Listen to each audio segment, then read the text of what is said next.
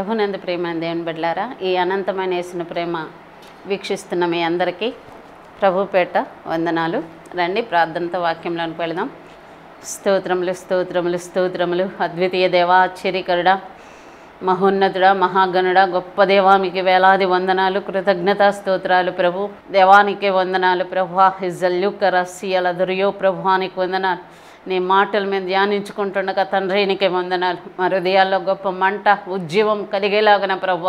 పరిశుద్ధాత్మ దేవానికే వందనాలు, దేవానికే వందనాలయ్యా. దేవామికే స్తోత్రాలు చెల్లిస్తూ ఈ మాటలు వింటున్న ప్రభా ప్రతి ఒక్కరి హృదయాన్ని నాయన దేవా తాకమని, దేవా హృదయాల్లో ఉన్న ప్రతి ఒక్క పరిస్థితులన్నిటిలో నుండి విడుదల కలిగి దేవాని సన్నిధిలో వర్ధిల్లేలాగిన కృపచూపమని మా ప్రభువును రక్షకుడైన యేసయ్య శక్తి కలిగిన నామంలో మిక్కిలి వినంగా బ్రతిమలు వేడుకొని ప్రార్థిస్తున్నాము తండ్రి, ఆమెన్. హల్లెలూయా. ప్రియమైన దేవుని బిడ్డలారా, ఈరోజు మన ధ్యాన అంశం ఏమిటంటే పరిశుద్ధాత్మ ఉందా లేదా అనే విషయాల మీద ఈరోజు మన యొక్క ధ్యానాంశం ఉంటుంది. అయితే అపోస్తుల కార్యాలు 23వ అధ్యాయము 8వ వచనాన్ని చదువుకుందాం. సద్దూకయులను పునరుద్ధానము లేదనియు దేవదూతలైనను ఆత్మ అయినను లేదనియు చెప్పుదురు, కానీ పరిసయ్యులు రెండును కలవని చెప్పుదురు. ఈ యొక్క లేఖనం ప్రకారంగా అపోస్తుడైన పౌలు గారు ఆ మహాసభలో అనేక మంది చేరి ఉన్న పరిస్థితుల్లో ఆ మహాసభలో ఉన్న వారందరినీ కూడా ఉద్దేశించి దేవుని యొక్క వాక్యాన్ని బోధిస్తూ ఉన్న పరిస్థితుల్లో ఆయన చెప్తున్న విషయం ఏంటంటే సద్దూకయులు పునరుద్ధానము లేదని, దేవదూతలు లేవని, ఆత్మ అయినా కానీ పరిశుద్ధాత్మ అనే ఆత్మ కార్యాలనేవి లేవని వాళ్ళు నమ్ముతున్నారు. అయితే పరిసయ్యులు అనేవాళ్ళు మాత్రం ఈ యొక్క రెండు ఉన్నాయి అని మాత్రం నమ్ముతున్నారు అని అపోస్తుడైన పౌలు గారు చెప్తూ వస్తూ ఉన్నాడు. అయితే ఇంతకీ సద్దూకయులు విశ్వసిస్తున్న ఆ పునరుద్ధానం లేదంటున్నారు, ఆత్మ లేదంటున్నారు, ఇంకా దేవదూతల యొక్క పరిచర్య కూడా ఏమీ లేదు అని చెప్తున్నారు. అయితే ఆ యొక్క సమయంలో ఆ సద్దూకయులు చెప్పే విధానమే కాకుండా ఈ యొక్క దినాల్లో కూడా చాలామంది యొక్క ఆలోచనలు ఏంటంటే పరిశుద్ధాత్మకు లేదు అన్న ఒక విధానాన్ని వాళ్ళు కలిగి ఉంటున్నారు. అయితే అసలు పరిశుద్ధాత్మ అనేది ఉందా లేదా అనేది ఒక్కసారి మనం చూద్దాం. అయితే ఇక్కడ మత్తయి సువార్త మనం పరిశీలన చేస్తే అక్కడ ప్రభు అయిన యేసుక్రీస్తు ప్రభు బాప్తిసం పొందిన తరువాత జరిగిన విషయం ఏంటంటే మత్తయి సువార్త 3వ అధ్యాయము 16వ వచనాన్ని మనం చూస్తే, యేసు బాప్తిసం పొందిన వెంటనే నీళ్లలో నుండి ఒడ్డునకు వచ్చెను. ఇదిగో ఆకాశము తెరవబడెను, దేవుని ఆత్మ పావురము వలె దిగి తన మీదకి వచ్చుట చూచెను. మరియు ఇదిగో ఈయన నా ప్రియకుమారుడు, ఈయన యందు నేను ఆనందించుతున్నానని ఒక శబ్దం ఆకాశము నుండి వచ్చెను. ప్రభు అయిన యేసు 30 సంవత్సరాల వరకు ఆ యొక్క యెరూషలేములో తల్లిదండ్రులకు విధేయత కలిగి, కుటుంబ భారాన్ని కలిగి, ప్రతి విషయంలో కూడా ఒక సామాన్యమైన మనిషిగా అబ్రహాము యొక్క సంతానం యొక్క స్వభావాన్ని ధరించుకున్న వ్యక్తిగా జీవించాడు. అయితే ఆయన పరిచర్యకు అప్పగించుకున్న ఆ 3.5 సంవత్సరాల్లో దేవుని పరిచర్య కోసం పిలువబడిన, దేవుని యొక్క పరిచర్య కోసం నియమింపబడిన, ఆ పరిచర్య కోసం తన్ను తాను ప్రతిష్ఠిత చేసుకునేటానికి ముందుగా ప్రభు అయిన యేసు వచ్చి బాప్తిసం తీసుకున్నాడు. అయితే బాప్తిసం తీసుకున్న వెంటనే అక్కడ మనకేం కనబడుతుందంటే, వెంటనే నీళ్లలో నుండి ఒడ్డునకు వచ్చెను, ఇదిగో ఆకాశము తెరవబడిన, దేవుని ఆత్మ పావురము వలె దిగి తన మీదికి వచ్చుట చూచెను. ఇదిగో అంటూ ఈ మత్తయి గారు తన యొక్క లేఖనాలను రాస్తూ చెప్తున్న విషయం ఏంటంటే దేవుని యొక్క ఆత్మ దిగి వచ్చిందని చెప్తూ ఇదిగో అంటూ చక్కటి ఒక గొప్ప మాటను ఉపయోగిస్తూ, ఇదిగో ఈయన నా ప్రియ కుమారుడు, ఈయన యందు నేను ఆనందించుతున్నాను, ఒక శబ్దం ఆకాశం నుండి వచ్చెను అని ఆయన రాస్తూ ఉన్నాడు. అయితే ఇక్కడ దేవుడు మాట్లాడుతున్నాడు. ఎవరైతే ప్రభు అయిన యేసు బాప్తీసం తీసుకున్న వెంటనే పరిశుద్ధాత్మ పావురపు రూపముగా దిగి వచ్చింది. ఆకాశములో నుండి ఒక స్వరం వినబడింది. ప్రభు అయిన యేసు బాప్తీసం తీసుకున్నప్పుడు ఆయన మీదకే కాదు, కానీ ఈ దినాల్లో కూడా ఆ ఎవరైతే బాప్తీసాన్ని పొందుకుంటారో, ఎవరైతే యేసే క్రీస్తుని నమ్మి విశ్వసించి ఆ తండ్రి కుమార పరిశుద్ధాత్మ నామములో బాప్తీసాన్ని పొందుకుంటారో వారి జీవితాల్లో కూడా ఆ దేవుని యొక్క ఆత్మ కృమ్మరించబడుతుంది. అంతేకాకుండా దేవుని యొక్క స్వరము కూడా ఇలాగనే వినబడుతుంది. అయితే అనేకులకి వినబడకపోయినా కానీ కొంతమంది జీవితాల్లో ఆ యొక్క అనుభవాలు, ఆ యొక్క విధానాలు చాలా స్పష్టంగా సుస్పష్టంగా కనబడుతున్నాయి. కాబట్టి ఇక్కడ ఇదిగో ఈయన యందు నేను ఆనందించుచున్నానని చెప్తున్న స్వరం వినబడింది ప్రభు అయిన యేసుక్రీస్తు నిమిత్తం.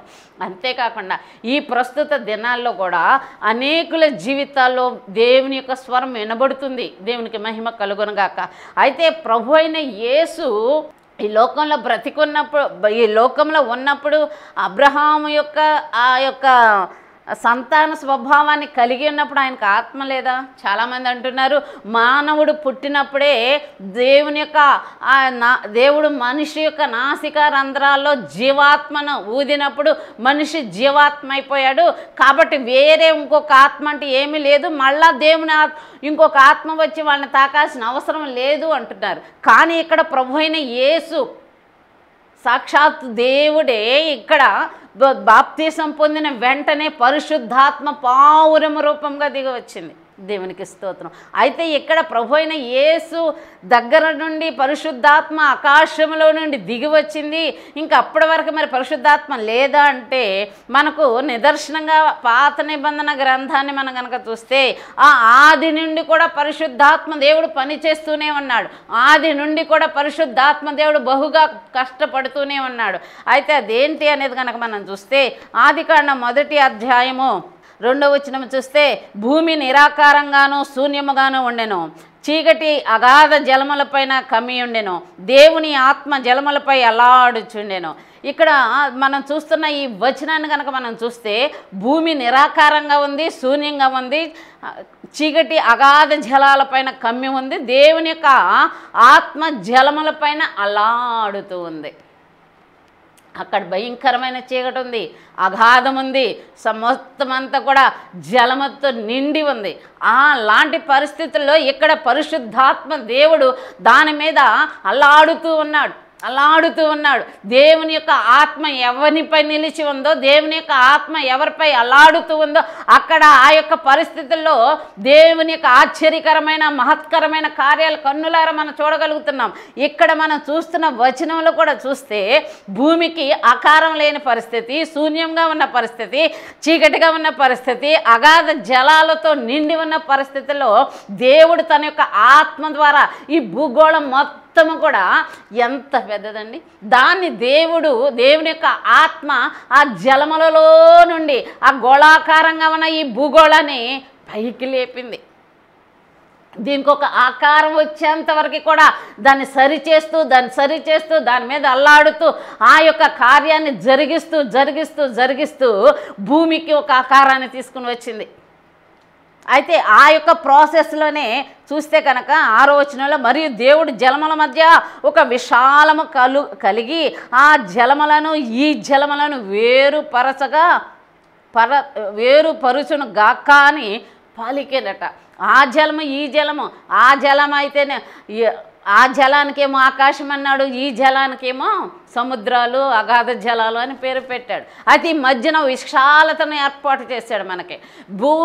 భూమి మనుషులు నివసించటానికి యోగ్యమైన రీతిలో ఈ ప్రకృతిని అంతటిని కూడా దేవుడు కలుగజేశాడు. ఎలా జరిగిందంటే మొదటిగా పరిశుద్ధాత్మ దేవుడు దాని మీద అల్లాడుతూ నిరాకారంగా శూన్యంగా నిష్ప్రయోజనకరంగా ఉన్న స్థితి నుండి మానవులందరూ నివసించడానికి యోగ్యమైన రీతిలో ఈ యొక్క సమస్తాన్ని కూడా రూపాంతరపరచగలిగింది పరిశుద్ధాత్మ దేవుని యొక్క కార్యం. ప్రియ దేవుని బిడ్డ, అనేకుల యొక్క జీవితాల్లో చీకటి అంధకారం కమ్మి ఉంటున్న పరిస్థితులు, అయ్యో మా జీవితాల్లో నెమ్మది లేదు, మా జీవితాల్లో సరైన విధానాలు లేవు, మా బ్రతుకులు నిస్సారమైన బ్రతుకులని బాధపడుతూ రోధిస్తున్న ప్రతి ఒక్కరితో ఈ దినాన ప్రభు అంటున్నాడు, నీవు చీకటిలో ఉన్నావా, అంధకారంలో ఉన్నావా, నిరాకారంగా ఉన్నావా, నీ జీవితానికి అర్థమో పరమార్థం లేదే, నా బ్రతుకు అవసరమా అనే పరిస్థితుల్లో నీవు ఉన్నావా? అయితే దేవుడు ఈ దినాన్ని నీతో మాట్లాడుతున్నాడు. ఆయన ఆత్మ నీ మీద అల్లాడుతుంది కనుక ఆయనకు నిన్ను నీవు అప్పగించుకో. అప్పుడు ఆకారం లేని నీ జీవితంలోనికి, నిరాకారమైన నీ జీవితంలోనికి, చీకటితో నింపబడిన నీ జీవితంలోనికి ఆయన వెలుగై నీ యొద్దకు వస్తాడు. ఆయన నిన్ను ఒక అద్భుతమైన ఒక రూపంలోనికి, అనేకులకి ఆశీర్వాదకరమైన ఒక ఆకారంలోనికి నడిపించే దేవుడు. ఇక్కడ మనం దేవుని వాక్యాన్ని చూస్తూ ఉన్నాం. నిరాకారంగాను చీకటితో ఉన్న దానికి గొప్ప విధానంలోనికి మార్చబడింది. కాబట్టి ఇదేం కార్యం, ఇది ఎలా జరిగిందని చూస్తే దీని మీద పనిచేస్తున్నది పరిశుద్ధాత్మ దేవుని యొక్క కార్యం. కాబట్టి ఆనాటి నుండి కూడా పరిశుద్ధాత్మ దేవుడు బహుబలంగా తన కార్యాలు జరిగించుకుంటూ వస్తూ ఉన్నాడు. ఈ సృష్టి అంతా కూడా ఆ యొక్క రూపకల్పన, ఆ యొక్క సృష్టిని అంతా కూడా చేయటానికి మూలాధారంగా నిలబడి ఉన్నాడు. దేవునికి మహిమ కలుగునగాక. అయితే ఈ పాత నిబంధన గ్రంథాన్ని మనం పరిశీలన చేసినప్పుడు అనేకుల మీద దేవుడు రాజులుగా ఏర్పాటు చేసుకున్న వారి మీద, న్యాయాధిపతులుగా ఏర్పాటు చేసుకున్న వారి మీద, యాజకులుగా ఏర్పాటు చేసుకున్న వాళ్ళ మీద, ప్రవక్తలుగా ఏర్పాటు చేసుకున్న వారి మీద, అనేకుల మీద ఆయన కేవలం ఆయన ఏర్పాటులో తన యొక్క నియామకంలో నిలబడిన అనేక మంది వ్యక్తుల మీద దేవుని యొక్క ఆత్మ వాళ్ళ మీద మాత్రమే నిలిచి ఉండి వాళ్ళు మాత్రమే సమాజానికి, సంఘానికి ఆశీర్వాదకరంగా, సమాజానికి దీవెనకరంగా, సమాజం అనేకమయమైన భయాల్లో ఆందోళనలో ఉన్నప్పుడు వారిని సంరక్షించే వ్యక్తులుగా దేవుని ఆత్మచేత నింపి వాళ్ళని దేవుడు నిలబెట్టుకున్నాడు. అలాంటి విధానంలోనే అనేక మంది న్యాయాధిపతులు మనం చూస్తూ ఉన్నాం. ఒకరి తర్వాత ఒకరు వాళ్ళు యొక్క ఇశ్రాయేలు ప్రజలను కాపాడుతూ వచ్చారు.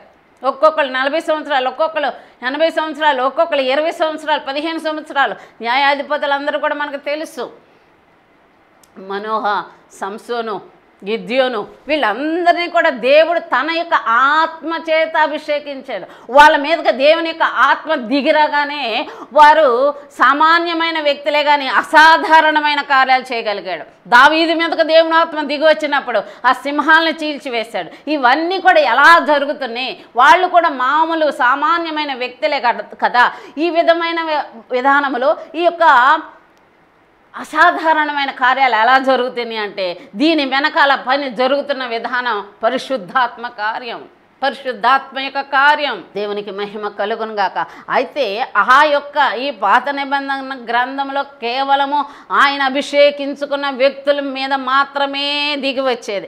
అయితే ఈ యొక్క ప్రస్తుత దినాలలో, ఈ ప్రస్తుత విధానాల్లో మనం పరిశీలన చేస్తే దేవుని యొక్క వాక్యం మనకేం సెలవిస్తుందంటే, ప్రభు అయిన యేసుక్రీస్తు ప్రభు భూమి మీద నివసించిన తర్వాత శిలువ యాగమై తాను ఆరోహణమవుతున్న దినాలలో, ఆరోహణమయ్యే పరిస్థితుల్లో ప్రభు అయిన యేసు తన శిష్యులతో చెప్పిన మాటలు ఏంటంటే లూకా సువార్త 24వ అధ్యాయాన్ని మనం చూస్తే 48వ వచనం దగ్గర నుంచి, ఈ సంగతులకు మీరే సాక్షులు. ఇదిగో నా తండ్రి వాగ్దానం చేసినది మీ మీదకి పంపుచున్నాను.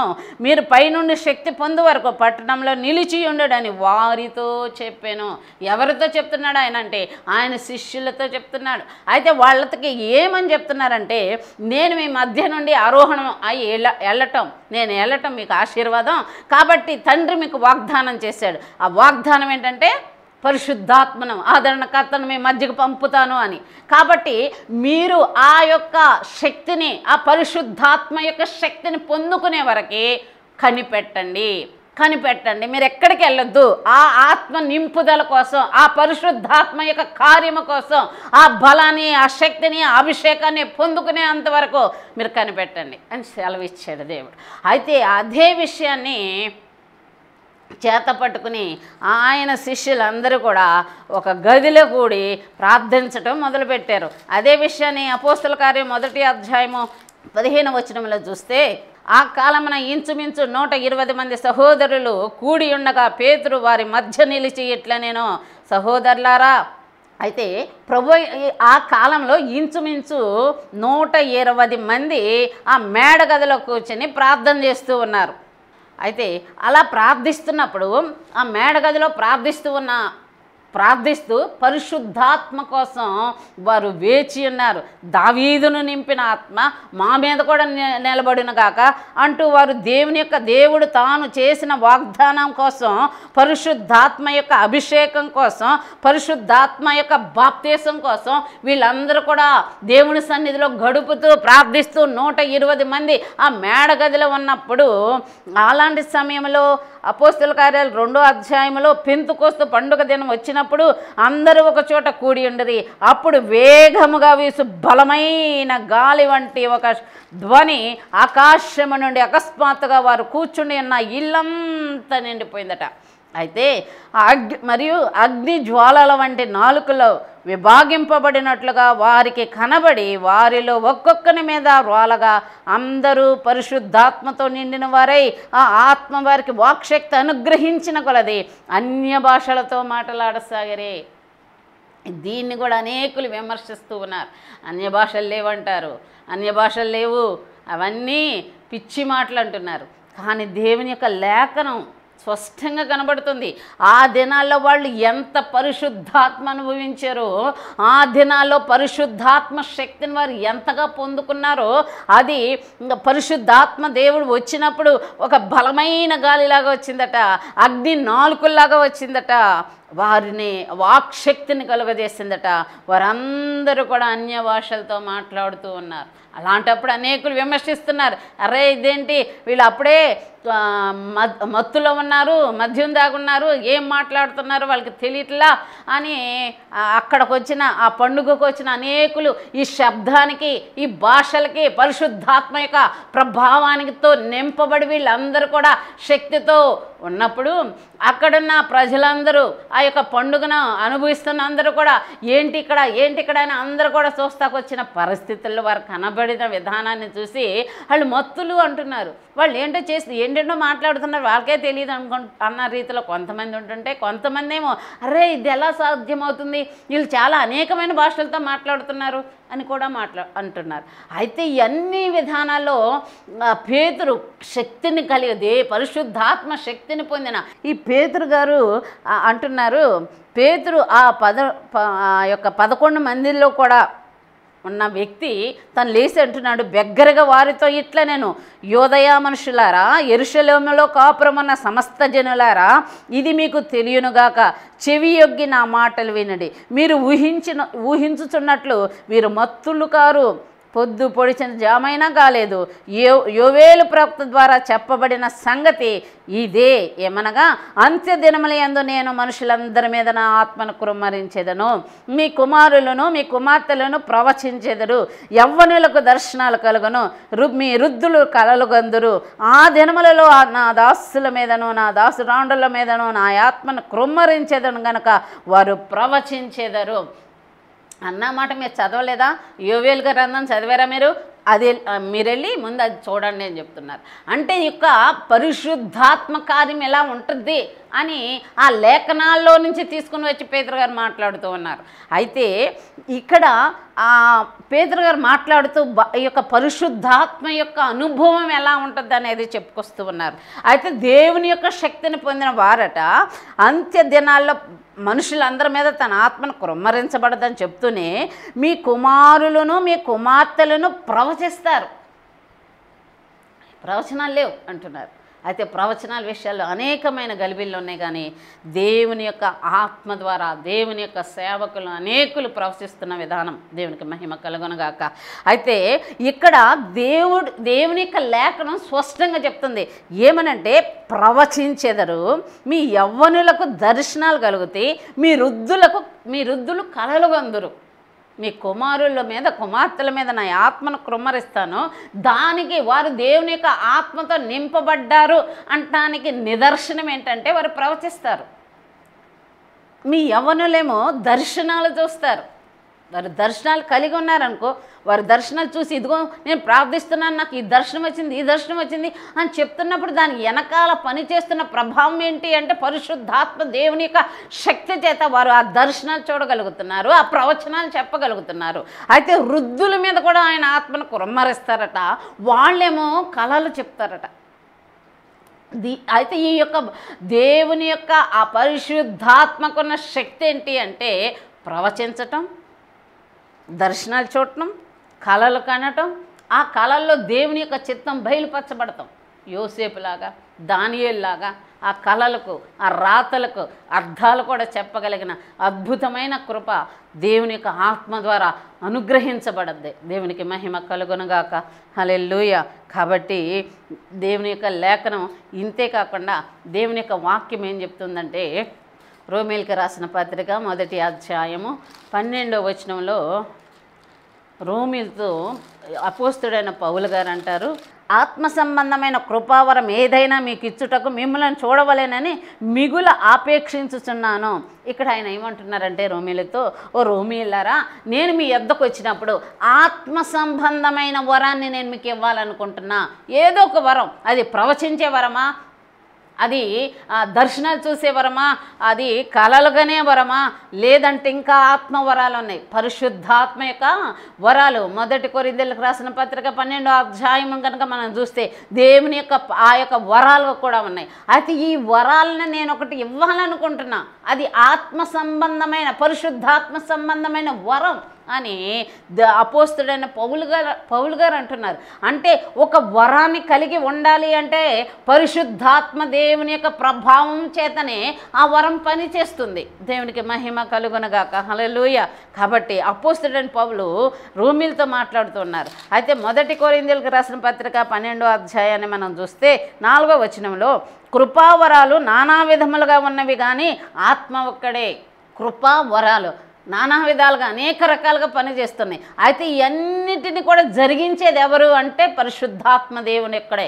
అయితే ఏ కృపావరం పనిచేస్తున్నప్పటికీ కూడా ఆ యొక్క కృపావరం వెనకాల ఉన్న ప్రభావం ఏంటంటే పరిశుద్ధాత్మ దేవుని యొక్క శక్తి.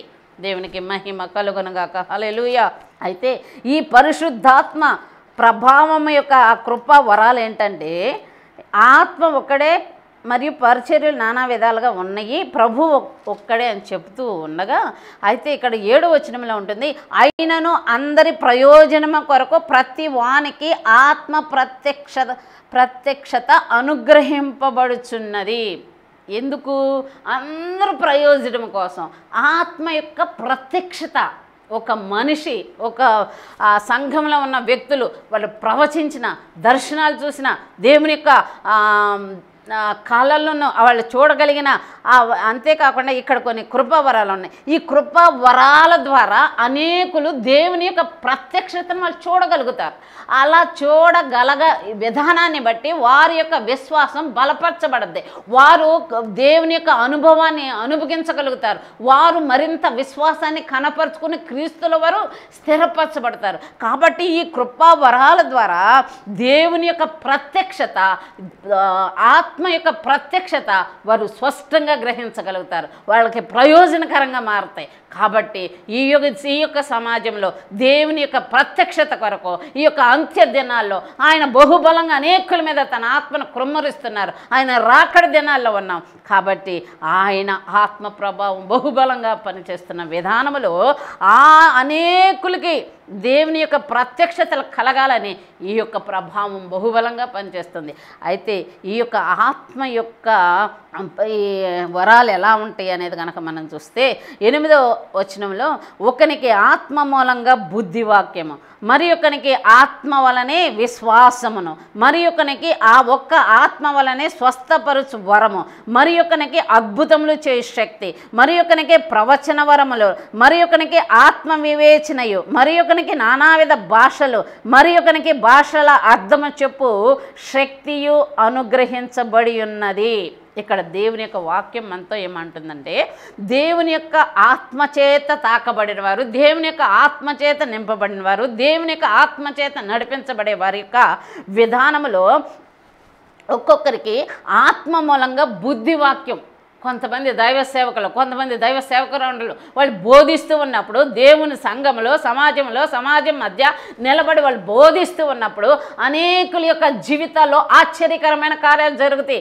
అప్పటి వరకు కూడా వారు ఒక విధానంలో ఒక గర్వంగాను ఒక అతిశయంగాను నాకేంటి అన్నట్లుగా ఉన్న వ్యక్తులతో దేవుని యొక్క మాటలు వినబడుతున్నప్పుడు, పరిశుద్ధాత్మ సంబంధమైన ఆ దేవుని యొక్క వాక్యం వినబడుతున్నప్పుడు, ఆ వాక్యం వారి హృదయాల్లో చొచ్చినప్పుడు వారి జీవితాల్లో వారి మనసుల్లో ఒక పరిశుద్ధాత్మ దేవుడు ఒప్పింపజేస్తాడు. అరే నేను పాపిని కదా, అయ్యో నాలో ఈ పాపం ఉంది కదా, నాలో ఈ అబద్ధం ఉంది కదా, నాలో ఈ అతిక్రమాలు ఉన్నాయి కదా, నాలో ఈ యొక్క వ్యసనాలు ఉన్నాయి కదా అంటూ వారి యొక్క వ్యసనాలన్నీ కూడా వారి జీవితాల్లో కనబడి అవి పాపముగా కనబడి వాటిలోంచి విడుదల కలిగే విధానంలో దేవుని యొక్క ఆత్మ ఆ కార్యం జరుగుద్ది. కాబట్టి దేవుని యొక్క వాక్యం ఎందుకు సువార్త ప్రజ్వలిల్లాలి అంటే దేవుని యొక్క సువార్తకున్న ప్రభావం మనుషుల్లో ఉన్న చీకటి ఛాయలన్నీ కూడా తొలగిపోయి ఒకానొక ఆ యొక్క వారి జీవితాల్లో ఉన్న ఈ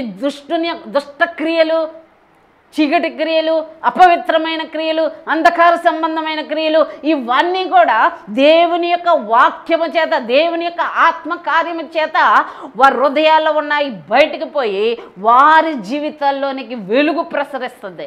అలా దేవుని యొక్క వెలుగు ప్రసరించడాన్ని బట్టి దేవుని యొక్క వెలుగుతో వారు నింపబడతారు. దేవుని యొక్క వాక్యం వారి జీవితాల్లో కార్యం జరుగుద్ది. కాబట్టి అనేకుల యొక్క హృదయాలు, అనేక మంది దైవ సేవకుల యొక్క అనుభవం ఏంటంటే అద్భుతంగా వారు చెప్పే ఆ యొక్క దేవుని యొక్క వాక్యం ద్వారా బుద్ధి వాక్యం కలుగుద్ది. అప్పటి వరకు కూడా బుద్ధి కలిగిన క్రియలు వాళ్ళ ఉండవు. కేవలం స్వార్థము, అసూయ, ద్వేషం ఆ జీవితాలు ఏలుబడి చేస్తూ ఉంటుంది. అలాంటి పరిస్థితుల్లో దేవుని యొక్క వాక్యం వాళ్ళకి బుద్ధిని కలిగిస్తుంది. అరే నేను ఇలా ఉన్నాను, ఇలా ఉండకూడదు, ఇలా జీవిస్తే నేను నరకానికి వెళ్ళిపోతానని వారి జీవితాల్లో ట్రాన్స్ఫర్ అయిపోద్ది. దాన్నే మారు మనసు అంటారు. సో అయితే దేవుడు తన సేవకులను వాడుకుంటున్న విధానం ఏంటంటే బుద్ధివాక్యం ద్వారా వారి జీవితాల్లో, అనేకుల జీవితాల్లో బుద్ధి ఏర్పడుతుంది. కొంతమంది దైవ సేవకులు బోధిస్తూ ఉన్నప్పుడు ఈ యొక్క జ్ఞానవాక్యాన్ని బోధిస్తూ ఉన్నప్పుడు ఈ జ్ఞానవాక్యం ఎలా పనిచేస్తుంది అంటే దేవుని యొక్క జీవ గ్రంథంలో ఉన్న అనేకమైన గూఢమైన గొప్ప సంగతులు గ్రహించగలిగినట్లుగా జ్ఞానయుక్తమైన అంశాలను వాళ్ళకు బోధించబడతాయి, వారికి అనుగ్రహించబడతాయి. సో వాళ్ళు ఇప్పుడు ఆది కాండాన్ని మనం చూసినప్పుడు దేవుడు 7 రోజుల్లో అని సామాన్యంగా మనం చూస్తూ ఉంటాం. కానీ దాని వెనకాల ఆ రోజులే భూమికి కొన్ని రోజులుగా అంటే 24 గంటల్లో భూమి తన చుట్టూ తను తిరుగుద్ది, అది ఒక రోజు అని చెప్పబడుతుంది. అయితే ఆకాశం చుట్టూ సూర్యుని చుట్టూ తిరగాలంటే మనం చూస్తూ ఉన్నాం 360 రోజులు 65 రోజులు పడుతుందని. అట్లాగే విశ్వానికి ఆ యొక్క సంవత్సరాలు, ఆ యొక్క పీరియడ్, దాని యొక్క విధానం వేరు. అయితే ఇక్కడ దేవునికి స్తోత్రం, ఈ యొక్క అద్భుతమైన ఒక జ్ఞానాన్ని పరిశుద్ధాత్మ ద్వారా ఇవన్నీ కూడా గ్రహించగలిగినట్లుగా గూఢమైన సంగతులు బయటికి తీసుకురావటానికి, బోధించటానికి అనేక మంది దైవ సేవకులను దేవుడు ఏర్పాటు చేసుకుని జ్ఞానయుక్తమైన మాటలతో నింపి సంఘాన్ని బలపరుస్తూ వస్తున్నారు. దేవునికి మహిమ కలుగునుగాక. హల్లెలూయా. అయితే ఈ యొక్క బుద్ధివాక్యం కలిగిన సేవకులు, జ్ఞానవాక్యం కలిగిన సేవకులు, కృపావరం ఉన్నవారు, జ్ఞానవాక్యం కృపావరం కలిగిన వారు, కొంతమంది దైవ సేవకులు ఈ కింద ఉన్న ఈ కృపావరాల గురించి చాలా చులకనగా చూడటం, ఇంకా అవి లేవు. స్వస్థపరిచే వరాలు కాదు, అద్భుతాలు చేసే విధానాలు కాదు, ఈ ప్రవచనాలు కాదు, ఇవన్నీ ఇక మిగిలిన ఆ కింద వచనాలు ఏవి కూడా పట్టించుకోవట్లా. కానీ వీరు కేవలం వారికి కలిగిన జ్ఞానం మీదే ఆధారపడుతున్నారు. వారు కలిగిన వారికి అనుగ్రహించిన అట్టి జ్ఞానము చేత, ఆ యొక్క బుద్ధివాక్యం చేత లేదా జ్ఞానవాక్యం చేత నింపబడి వాడబడుతున్న విధానములు అదే చూసుకుంటూ మిగిలిన వరాలని చాలా చులకనగా చూస్తూ ఆ కార్యాలు చేసేవారి విషయాల్లో చిన్నగా ఒకలా మాట్లాడుతూ విమర్శనాత్మకంగా మాట్లాడుతూ ఉంటారు. అదేం కాదు.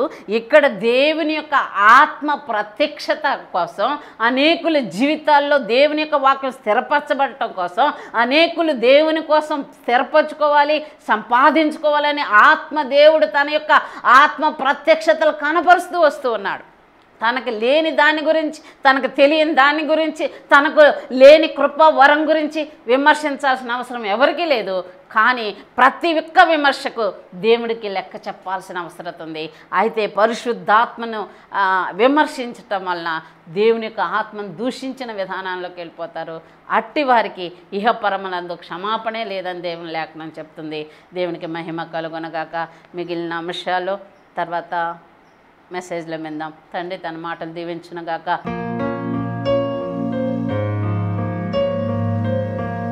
అద్వితీయ దేవ, మహోన్నతుడా, పరిశుద్ధుడా, ప్రేమగల తండ్రి, నీకే వందనాలు. ఈ మాటలు విన్న ప్రతి ఒక్క జీవితాల్లో ప్రభు ఆశ్చర్యకరమైన నీ యొక్క ఆత్మ ప్రత్యక్షత కనపరచబడేలాగున పరిశుద్ధాత్మ దేవుడా ప్రతి హృదయాన్ని మీరు తాకమని అడుగుతున్నాం తండ్రి. ఈ మాటలు వింటున్న ప్రతి వాని జీవితంలో ప్రభు మీరు బలపరచండి దేవా, నీ శక్తితో నింపండి, కన్నులను తెరవండి, హృదయాన్ని బలపరిచి ఆశ్చర్యకరంగా నీ కృపలో నా జ్ఞాపకం చేసుకోమని, ఈ చిన్న మనమల్ని మీ పాసాన్ని చేర్చుకోమని. అయా గ్లీ క్లౌరిజా ల్యూదర షగ్లోరికా బిక్కమాలహ దేవా, మనల్ని పాసాన్ని చేర్చుకోమని యేసయ్య శక్తి కలిగిన నామంలో అడిగి వేడుకొని ప్రార్థిస్తున్నాము తండ్రి. Amen. Praise the lord. Sister Nirmala A బేల్, డోర్ నెంబర్ 17/304-5-5 చౌదరిపేట, గుడివాడ. మీ ప్రార్థనా అవసరాలకు సంప్రదించవలసిన మా ఫోన్ నెంబర్ 8074167461.